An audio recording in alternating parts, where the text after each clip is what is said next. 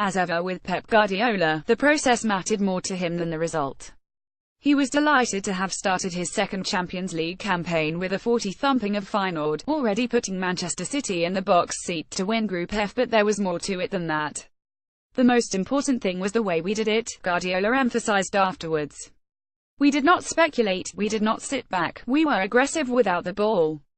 Having played with a 352 for 3 of their 4 Premier League games so far this season, Guardiola reverted to the 433 in Rotterdam, with Sergio Aguero, Gabriel Jesus and Bernardo Silva as his front three.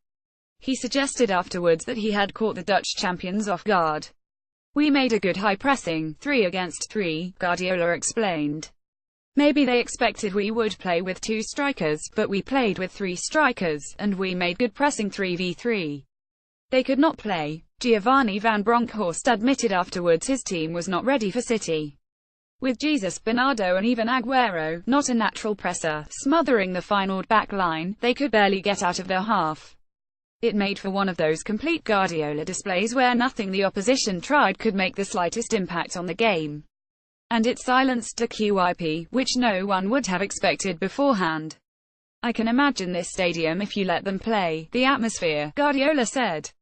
"We made a lot of passes in a row in the beginning, 20 to 25, and when that happens the crowd is a little bit down, low.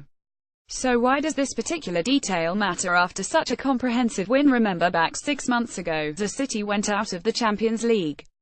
They arrived in Monaco with a 53 lead but lost 31 at the Stade Louis II.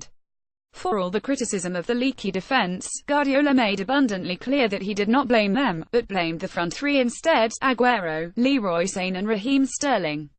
"It's not about the defense," Guardiola snapped after seeing his team knocked out.